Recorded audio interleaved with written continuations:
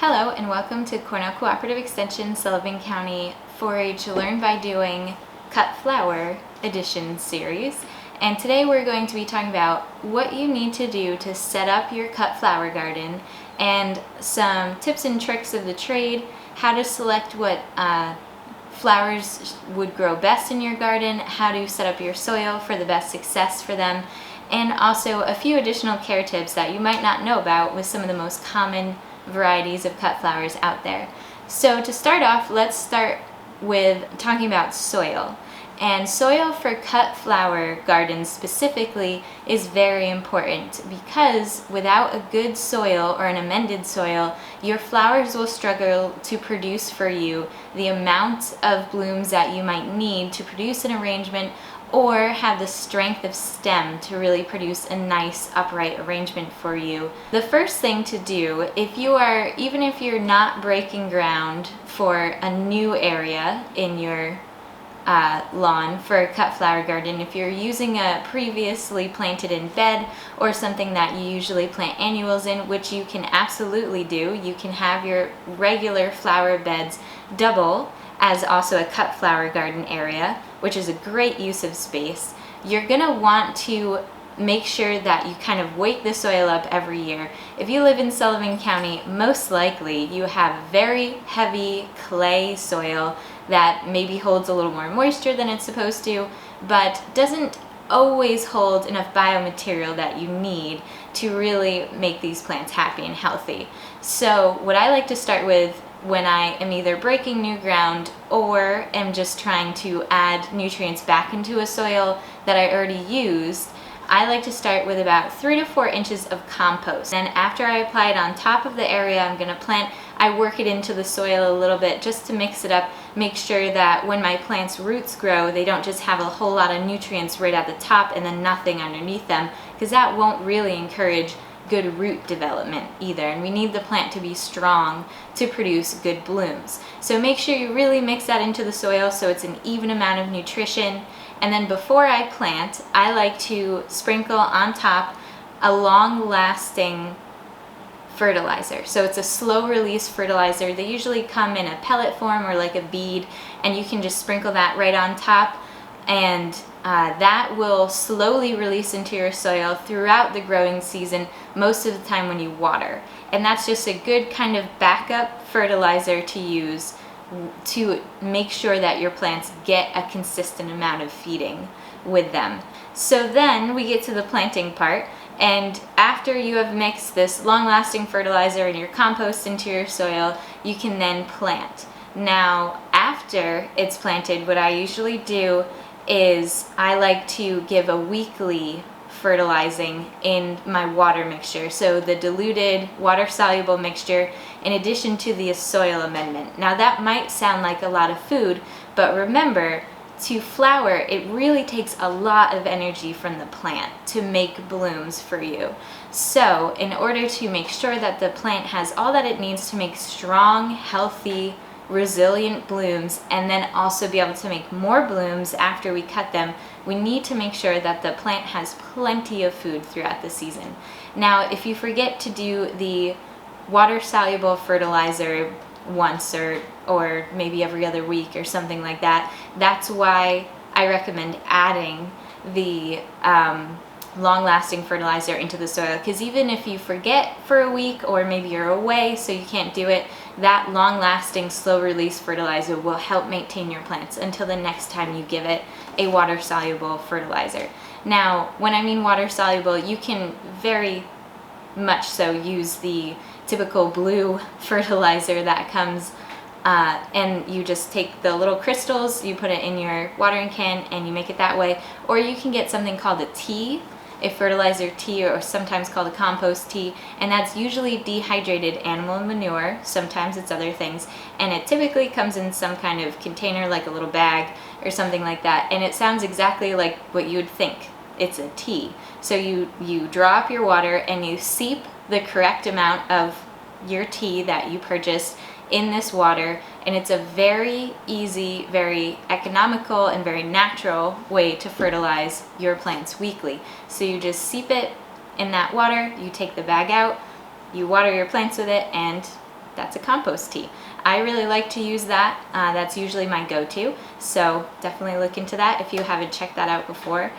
And then after our weekly feeding and our soil amendments, our plants now have the correct amount of food that they need to really perform well for us during the growing season. But in addition to that, you need to make sure that when you're selecting your plant varieties, you know how much sun they need. If you have a part sun or a full sun plant, that does make a difference. If you put a full sun plant in an area that really doesn't get full sun, it will most likely still grow and it will most likely still produce some kind of blooming for you, but the stems will be really weak because the plant is stretching for light. It's grown really tall and leggy, just trying to get that light that it needs, additional light that it needs. So most of the time the blooms will be on a really weak stalk, and sometimes they'll be so top heavy that they break, and they're really hard to use in flower arrangements like that. So make sure that you get the correct sun for whatever variety you choose. On the flip side, if you have a shade plant or a part shade plant that you put in throw sun, the plant's gonna burn and really struggle. That one probably won't produce a bloom if it's super stressed out. So just make sure that you definitely pay attention to the light requirements of the plants that you select, and also know the actual amount of hours that where you're gonna plant gets. That helps a lot because it's usually based on how many hours of light they get as opposed to the intensity of light that they get. So we've fed the soil, we fed the plants, and we've discovered how much light they need. Now the next thing that we're going to talk about is how to select varieties that are going to work for you. If you want blooms all year long, you might need to go with a bunch of different types of flowers. So early spring bloomers, midsummer bloomers, late summer bloomers, or fall bloomers. There are some varieties that bloom all throughout the growing season, which of course are a great option also. But if you're looking for things that are a little different throughout the seasons, definitely do your homework on when they bloom and for how long. If they start blooming in spring, they might very well bloom all the way through the fall if you keep their blooms cut. But if they're only a spring bloomer, you'll know that you have those blooms for a finite amount of time, which is not a problem and is a great way to really diversify your arrangements. It's just something to keep in mind. When those plants are done blooming, you can either just let them be a foliage. Again, if you have them in a pre-existing flower bed, you can leave them as a foliage or a filler in your flower beds if you like the way they look, or you can pull them out and plant something new in that's going to flower in a couple weeks to give you a new variety, and then you don't need to create more space in your garden. But that's totally up to you and a personal option for that.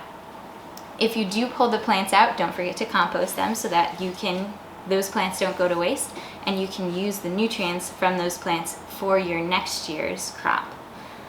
So the flowers that you select for your season, most of the ones that I'm going to be talking about throughout this series are ones that either flower all season long or flower in the later summer, early fall, because I would like to make with you all a flower arrangement that can be shown at the fair. And Sullivan County Youth Fair is held in August, usually the third weekend in August. So I need flowers that are going to be blooming either all year or during that time frame so that we can make bouquets to show at the fair. The next thing I want to talk with you about is some care tips on some very common varieties that you might not know about. It's kind of a trade secret in a way. So a lot of these varieties, like zinnias or sunflowers, things like sweet peas or love in a mist, all of those kinds of flowers, cosmos that get really big, oftentimes need to be staked, and that's a very common thing to do. But in addition to their staking, a way that you can help them so that the plant doesn't go so huge and then make all these really heavy blooms and kind of make the whole main portion of the stem droop because they're so top heavy, what you can do is something called pinching. And pinching we do at about this stage. So these are zinnias that I grew from seeds, so they're a little ready to go outside. But at this stage, when the plant is nice and young, you can pinch out the center growth. And I know that sounds really scary and harsh, but what that does is it It encourages the plant, instead of growing super, super big and tall and then produce branches and blooms, it encourages the plant to produce blooms at a lower point on the stem. And that oftentimes helps it to maintain the balance that it needs and really get a nice strong base to it, so you don't have these big long stems that are flopping over. So this works with zinnias, it works with sweet peas, it works with cosmos, all of those kinds of plants that can be pinched out in the center. So I'm going to pinch these zinnias with you. Now if you noticed, they have a couple of true leaves on them. You don't want to do this right above false true leaves, or the leaves that come out right with the seed, because that's not actually a growing point. We want to do this right above a leaf node, because that's where plants grow from. So I like to wait until they definitely have at least 2 groups of true leaves on them.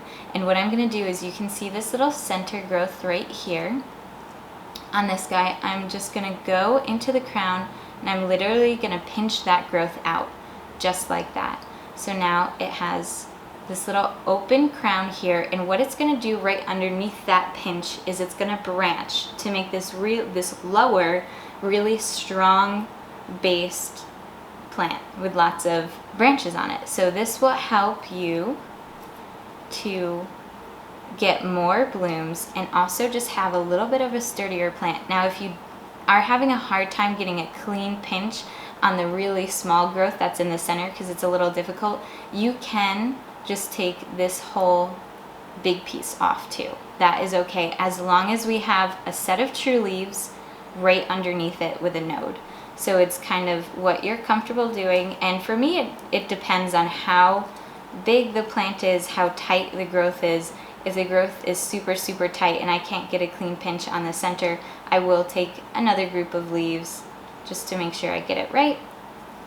So we're just going to go ahead and pinch all of these that are big enough. Now there are some little guys here, like this one down here, if you can see it, that I'm not going to pinch. It's just not old enough to do that yet. Okay, now all of those are pinched and they're going to branch out and produce lots of blooms. So again, you can do those with cosmos and with sweet peas, anything that's a very branchy type thing.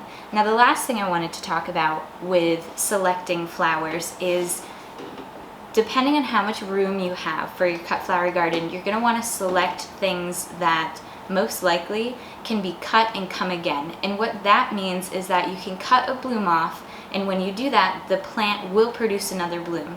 There's some plants that only produce 1 bloom per stalk. Now they're really fun to have in flower arrangements, but if you have a really small space for your cut flower garden, so you're trying to optimize the space that you have, you're probably going to want to lean more towards the varieties that are cut and come again varieties. Now the trick with these cut and come again varieties is, even if you're not planning on making a bouquet, you should keep them trimmed. You should make sure to deadhead any spent blooms, and you should make sure that you keep harvesting flowers from the plants, because that is what's going to encourage them to keep producing more and more blooms. And you don't want the plant to waste energy on a spent bloom, maintaining that until it naturally dies on its own. So you're going to want to remove as many of those spent blooms as you can, and also you're going to want to do regular grooming. So on this guy, obviously I haven't got them in the ground yet. It's still a little too cold at night for that, but you can see some of these older leaves down here are done. So you're just going to want to, you can use pruners if you want to. You're just going to want to go through every once in a while and take off any of these spent leaves or blooms, because you don't want your plant to be wasting energy on these old leaves and blooms. So it does make a big difference in the long run, and if we're putting so much food in the ground, we want to make sure that the plants are using it for growth and also blooming, not maintaining dead or old growth. So make sure you keep them groomed and select if you do cut or come again. Now when we're talking about sunflowers, they don't come again, but there are 2 varieties of sunflowers out there. You have a single stalk or stemmed sunflower, which produces 1 flower per stalk, or you have a branching sunflower, which produces multiple flowers per stalk, when you cut them, they won't necessarily put out another bloom, but at least you have multiples on the same stalk instead of just one per stalk. Now, a branching one tends to get pretty big, pretty top heavy, so definitely be ready to stake those and make sure that they have enough room to be able to branch without touching their neighbors. That's just a little tip about sunflowers if you like those. And the last thing is make sure that you know when, whatever variety you have, make sure you know when you're supposed to harvest their blooms. This makes a big difference with vase life, which of course, when we grow these guys, we want them to have the longest vase life that we possibly can. So sometimes a big factor in that is when you harvest them. There's flowers like dahlias that have to be fully open or fully ripe, as they call it, before you cut them for their longest vase life, because once they're cut, they don't open any further than whatever stage you're at when you cut them. But if you cut them too late, when they're starting to really go, then of course you're not going to have them in the vase as long because they're already starting to wither. So it's really important to know full flower if you cut them full. Some flowers you cut just when they're starting to open. Flowers like sunflowers you cut when the first petals start to unfurl. So that's important to know too. So just make sure, whatever varieties you select, you do research on when you're supposed to harvest the flowers. Tight bud, loose bud, half open, full open are the typical terms that they use for those. And again, double check to see if they're cut and come again flowers.